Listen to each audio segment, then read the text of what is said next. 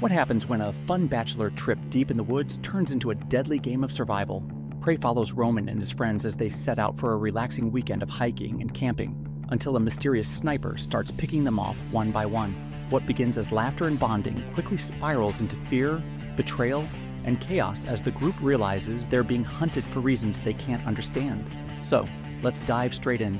The movie starts with a group of friends, Roman, his brother Albert, and their buddies Peter, Stefan, and Vincent, on a camping trip deep in the woods. They've rowed down a stream, set up a campfire, and are chatting when they suddenly hear a gunshot in the distance. They get confused but assume it's just someone hunting nearby and shrug it off. Later, as they start heading back, Roman talks to Albert about getting a job at his company.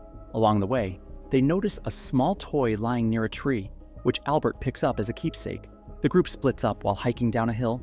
Roman and Vincent take a slower path, but Vincent slips and nearly falls off a cliff. Luckily, Roman manages to pull him back up, and they laugh it off before rejoining the others. When they stop for a short break, Albert is glued to his phone looking at something questionable. Roman reminds him that phones are supposed to be off limits on this trip, not realizing what Albert is actually looking at. They soon pack up again, and the conversation shifts to Roman's upcoming wedding. This trip is actually his bachelor party. There's a short flashback showing Roman and his fiancée making a custom bracelet together, which he still wears. As they finally approach their car, another gunshot rings out, this one much closer. Vincent is hit in the arm. The group panics and tries to figure out where the shot came from, but they can't see anyone. They rush to the car and shout for the shooter to stop, hoping it's all just a mistake. Albert grabs a first aid kit and bandages Vincent's wound, but before they can drive away, another bullet hits their car, blowing out a tire.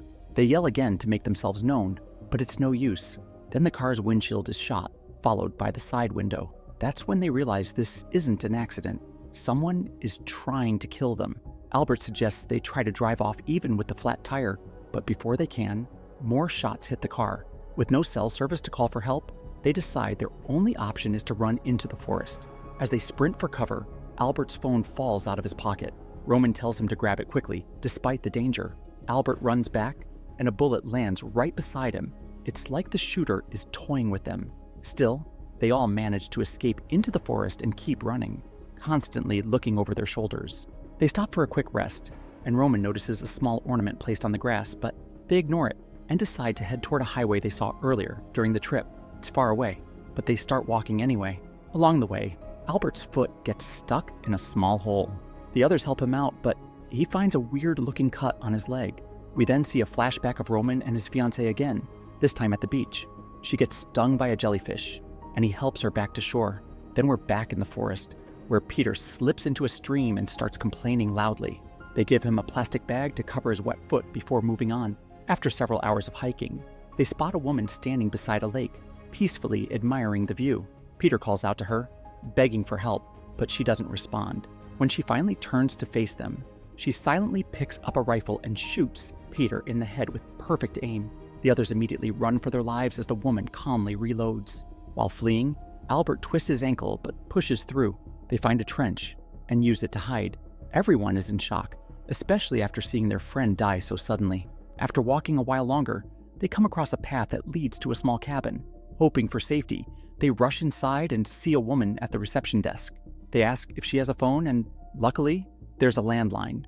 Albert quickly calls the police and starts explaining the situation. But before he can finish, the receptionist is suddenly shot dead through the window. The group drops to the floor in terror.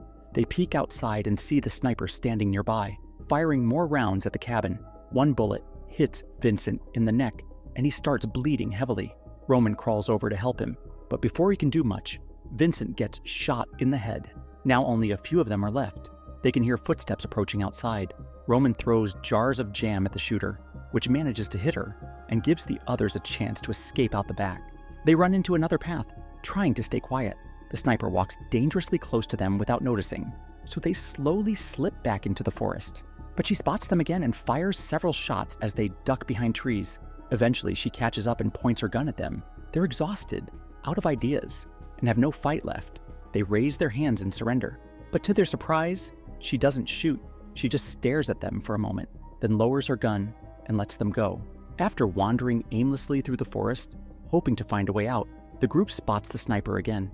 She's setting up one of those strange little ornaments they had seen earlier.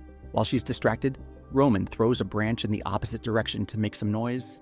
The trick works, and she looks away long enough for the guys to quietly sneak past. They eventually reach an abandoned village and decide to check it out. Every house they try is either locked or boarded up, giving the place a creepy, deserted vibe. While Roman looks around, Albert sits down to rest and check his injuries, but Stefan insists they keep moving. The two start arguing, and it quickly turns into a childish fight. Albert ends up punching Stefan, and they wrestle like kids until Stefan storms off alone. Before leaving, Stefan mutters something about Albert and Roman's fiancée, hinting that something happened between them. Roman confronts Albert, but Albert plays it off and denies everything, acting calm and manipulative. Frustrated and unsure what to believe, Roman walks away to cool off. As he wanders through the village, he notices one house that looks different. It's cleaner and looks like someone still lives there. Curious, he steps inside. Inside the house, he finds newspaper clippings about the sniper pinned to the walls. Then he notices a laptop on a table with a video already open. The video shows two men with rifles joking around while walking up to the same sniper woman and her daughter. They bother her and ignore her warnings to leave. Things suddenly turn tragic when one of the men accidentally fires his gun and kills the little girl. That's when Roman realizes why the sniper turned into a killer. This was her revenge. Shaken, he explores the next room and finds what used to be the daughter's bedroom. It's untouched, filled with toys, drawings, and decorations, like time has stood still since her death. Meanwhile, Stefan, who left earlier, is jogging down a path when he gets shot in the leg.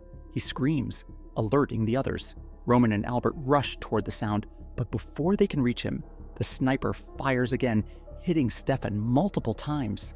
She slowly approaches him, completely silent, and keeps shooting as he tries to crawl away. Just as Roman and Albert arrive, she finishes him off with a final shot to the head. As they try to escape, Albert gets hit in the shoulder by another bullet. Roman drags him away and hides behind some rocks. Albert is fading in and out of consciousness. Roman grabs his phone to try calling for help, but there's still no signal. While scrolling through the phone, he suddenly finds something shocking. Pictures of his fiancée. Not just normal photos, but private ones. It hits him immediately. These are the same pictures Albert was looking at earlier by the campfire. Roman realizes that Albert had been secretly seeing his fiancée behind his back. This triggers a flashback. Albert once visited Roman's house when his fiancée was still bedridden from the jellyfish sting. Roman had left the house for a while, and during that time, Albert and her ended up having some naughty time together. Back in the present, Roman's face shows pure disbelief and anger. He hits Albert out of frustration and storms off, not knowing what to do next. Then he hears branches snapping nearby and quickly hides. The sniper appears again, walking slowly toward a rocky area with an opening that leads into a cave. Roman quietly follows her out of curiosity. Inside the cave, he sees Stefan's dead body lying there, confirming that the sniper has been dragging her victims to this spot. He also notices a set of makeshift wooden ladders leading up the side of the rocks. He decides to climb up, hoping it might give him a better position or an escape route. When he reaches the top, he spots the sniper at her vantage point, calmly scanning the forest below through her scope. Roman carefully creeps closer and pulls out a small pocket knife he took from Albert earlier. But just as he's about to attack, he accidentally steps on a branch, making a loud crack. The sniper instantly turns around and spots him. Roman raises his hands in surrender, but she shoots him in the leg without hesitation. As he falls, she stands over him, gun aimed directly at his head. In desperation, Roman brings up her daughter, hoping to get through to her emotionally. Hearing this catches her off guard for a moment, and she hesitates. Roman uses that brief distraction to grab her rifle, and they struggle on the ground. The fight turns into a messy brawl as they wrestle for control. Eventually, Roman manages to overpower her and points the gun at her, but instead of shooting, he throws the weapon away. He's exhausted and done with the killing. The sniper stares at him for a few seconds, then makes a surprising choice. She steps backward and falls off the edge of the cliff herself. After everything that's happened, the deaths of his friends, the betrayal, and the constant fear, Roman finally sits down, breathing heavily. He looks out into the distance, finally at peace, realizing he's the only one left alive. For the first time, he feels relief that the nightmare is over, even though he knows it came at a heavy price.